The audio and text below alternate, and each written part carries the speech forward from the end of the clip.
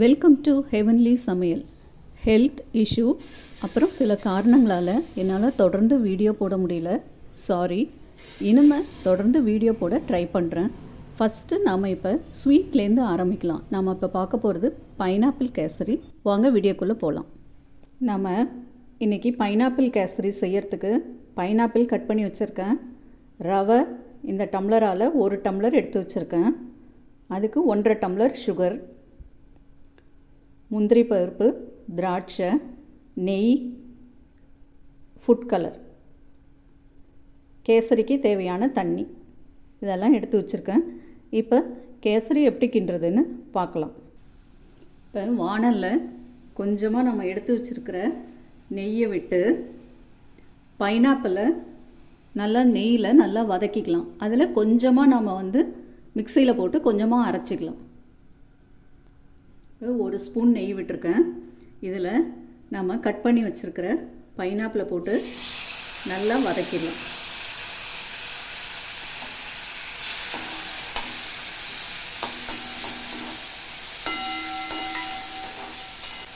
அடுப்பை கொஞ்சம் ஸ்லோவாக்கிக்கலாம். இது நல்லா சாஃப்டாக ஆகிற அளவு வதக்கிக்கலாம்.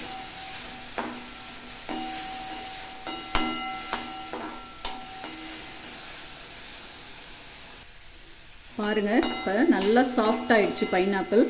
இதை எடுத்துடலாம். இப்போ அதே வாணலில் கொஞ்சமாக இன்னும் கொஞ்சம் நெய் விட்டு நம்ம முந்திரி பருப்பு, திராட்சையை வறுத்துக்கலாம்.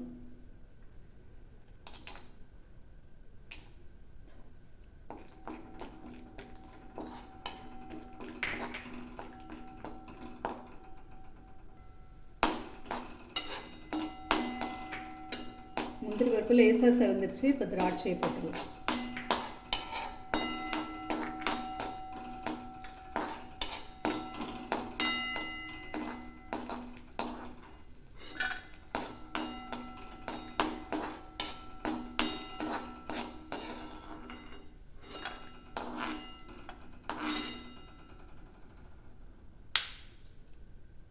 இப்போ இதே வாணலில் ரவையை வறுத்துக்கலாம்.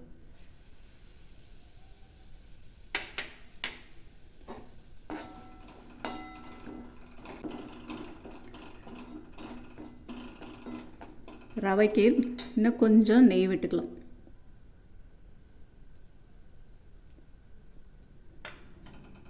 நெய் விட்டு நல்லா செவக்க வறுத்துட்டு அதில் நம்ம எந்த டம்ளரில் ரவை எடுத்தோமோ அதால் 3 டம்ளர் தண்ணி விட்டுடலாம்.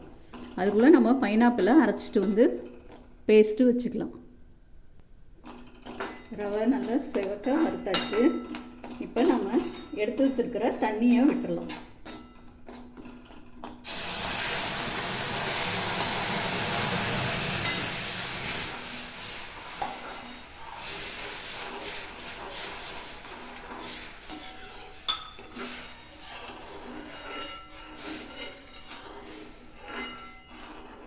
நான் நார்மல் வாட்டர் தான் எடுத்திருக்கேன், சுடு தண்ணியெலாம் எடுக்கலை. இப்போ நம்ம அந்த பைனாப்பிளில் பாதி இதை பேஸ்ட்டாக அரைச்சிட்டு வந்துடலாம். இப்போ அதில் கொஞ்சமாக பேஸ்ட்டாக அரைச்சாச்சு. கொஞ்சமாக பீஸாக வச்சுருக்கேன் கடைசியாக போடுறதுக்கு. இப்போ ரவை தண்ணியெல்லாம் இழுத்து நல்லா வெந்துருச்சு. இப்போ நம்ம எடுத்து வச்சுருக்கிற சுகரை போட்டுடலாம்.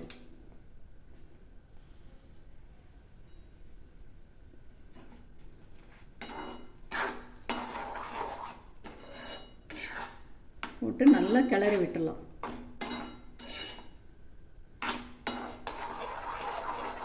இந்த ஸ்டேஜில் நம்ம அரைச்சி வச்சுருக்கிற பேஸ்ட்டையும் போட்டுருவோம்.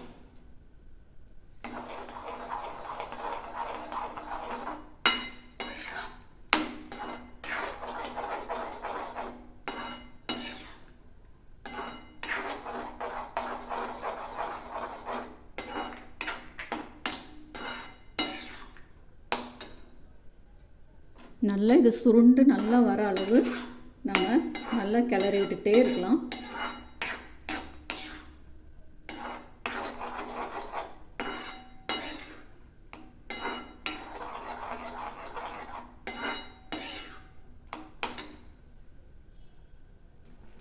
இப்போ நல்லா சுகர் கரைஞ்சி நல்லா இறுகி வந்துருச்சு. இப்போ நாம் வச்சுருக்கிற நெய்யில் இன்னும் கொஞ்சம் சேர்த்துக்கலாம். சேர்த்துட்டு இந்த ஃபுட் கலரையும் சேர்த்துக்கலாம்.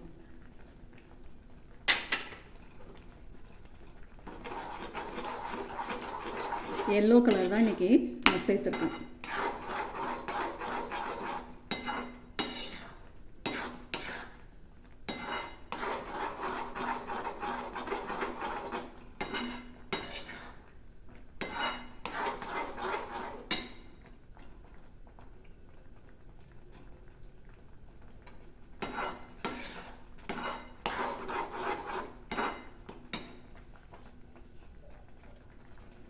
இப்போ மீதி இன்னும் கொஞ்சம் நெய் இருக்குது, அதையும் சேர்த்துட்டு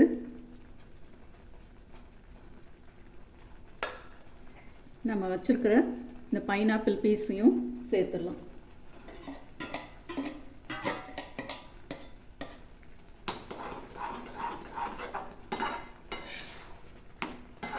அவ்வளோதான்.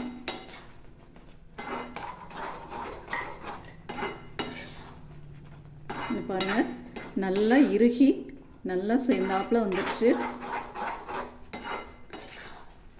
இன்னும் ஒரு செகண்ட் கிண்டிட்டு அடுப்பை ஆஃப் பண்ணிடலாம். பைனாப்பிள் கேசரி ரெடி ஆயிடுச்சு.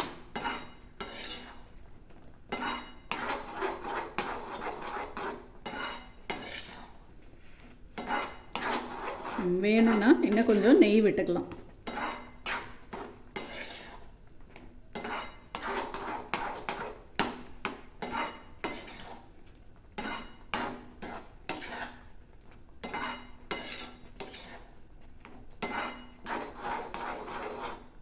அவ்வளோதான், கேசரி ரெடி ஆயிடுச்சு.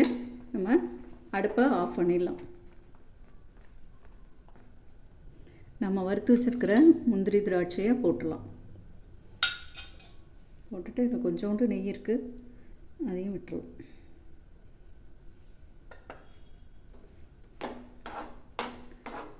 நல்ல புளிப்பு இனிப்பு சுவையோட பைனாப்பிள் கேசரி ரெடி.